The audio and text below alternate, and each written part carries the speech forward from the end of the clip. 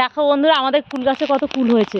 ওই দেখো, পারিস না এখনই, সব জলের মধ্যে পড়বে, একটা কিছু পাতিয়ে নে। এরকম কি প্রচন্ড পরিমাণে পেকেছে কুল, কিন্তু আমরা যখন এই গাছে কুল পাকে আর পুরো জলে এখানে ভর্তি। পারিস না এখনই, পারিস না, মানে একটা কিছু পাতা নিচে তারপর পার। না, কথা না বললে কি বন্ধুরা বুঝবে? ওর জন্য দেখ দেখ দেখ, সব জলের মধ্যে পড়ছে।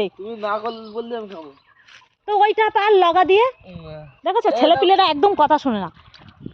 একটা যে কটা কুল পড়বে জলের মধ্যে পড়বে।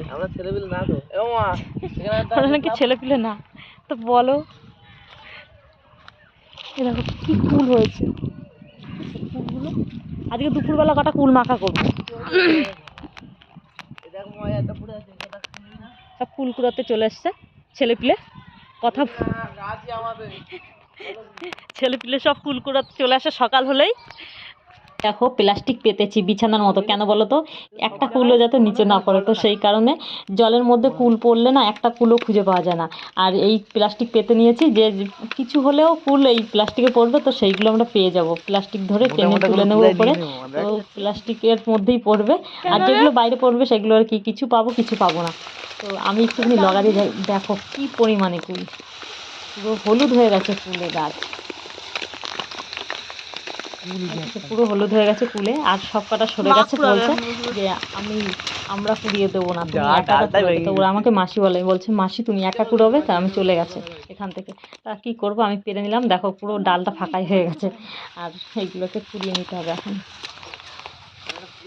তারপরেও ডালটা যখন ভেঙে গেছে, ভালো করে পেরে নেওয়াই উচিত।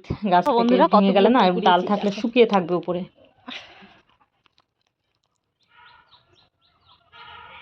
কতগুলো কুল করেছি, ঝুড়ি কুল দেখেই খুব মজা হচ্ছে, যে মাখা করবো না শুকাবো না আচার বানাবো। এই যে আমাদের কুল গাছ। তো এখন বাড়ির দিকে যাই, কুলগুলোকে শুকাতে হবে, আর কিছু কুল মাখা করব। এই দেখো আমাদের গন্ধরাজ লেবু গাছ, এই দেখো এই গন্ধরাজ লেবুর পাতার গন্ধ দারুণ। তো কিছু মাখামাখি দিলে না খুব সুন্দর লাগে। আর এই কুলের মধ্যে যদি লেবু পাতা দিয়ে মাখা করি না, অসম লাগবে। সুন্দর কুল খেতে পছন্দ করো বলো? খুব সুন্দর সুন্দর কুল কুড়িয়ে নিয়ে এসেছি আমি গাছ থেকে। ওই যে আমাদের কুল গাছ থেকে পেরেছি। তো কমেন্টে জানাও কে কে কুল খেতে পছন্দ করো, তার জন্য কুল গিফট করা হবে। এই দেখো বন্ধুরা, কুলগুলো একটু মাটি আছে, তো মাটির থেকে কুড়িয়েছে, তো একটুখানি ধুয়ে নিয়ে আসতে হবে। যাই একটু ধুয়ে নিয়ে আসি। তো বন্ধুরা আমি চলে আসলাম কলে কুল ধুতে। আর এই কলের নিচে এইভাবে যদি কুলগুলো ধোয়া হয়, বেশ মাটিটা পরিষ্কার হয়ে যাবে। তো তারপরে আমি একটু মাটিটা ছাড়িয়ে নিয়ে আবার গামলায় জল চেপে গামলার মধ্যে কুলগুলোকে দিয়ে দিই। গামলার মধ্যে কুল দিয়ে ভালো করে হাত দিয়ে একটুখানি ডলে কুলগুলোকে পরিষ্কার করে নেবো। যদি মাটি থাকে না, এই শুকালে পরে এই মাটিগুলো ধুয়ে পরিষ্কার করা খুব কষ্টসাধ্য হয়ে যাবে। তো সেই কারণে যেহেতু এই কুলগুলোকে আমি শুকাবো, তো সেই কারণে আমি কুলগুলোকে ভালোভাবে ধুয়ে নিচ্ছি। আর দেখো যে কোনো কাজ ধীরে সুস্থে না করলে পরে একটু না একটু হলেও লোকসান হবে। তো কয়েকটা পড়ে চলে গেল বাইরে, তো এত কুল আছে, দু একটা গেলে কোনো ক্ষতি নেই। তো চলো এখন যাই উপরে ছাদে গিয়ে এই ওড়নাটা পাতিয়ে পুরো কুলগুলোকে মেলে দেবো।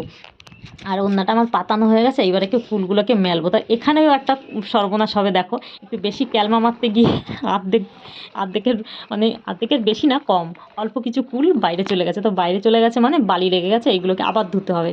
তো ধীরে সুস্থে কাজ না করলে এরকম বারবারই কাজ করতে হয়, আর টাইমটাও নষ্ট হয়। তো পরের ভিডিওতে তোমাদের দেখাবো কুলগুলো শুকিয়ে আমি কি করেছি, আর কুলগুলোকে দিয়ে আমি কি করব। তো তোমরা কে কে কুল পছন্দ করো আমাকে কমেন্টে জানিও। আর এই কুল গাছটা না আমার ছাদের উপরে, পাকলে পরে ছাদের উপরেই পড়ে কুলগুলো। তো টাটা বন্ধুরা এখন।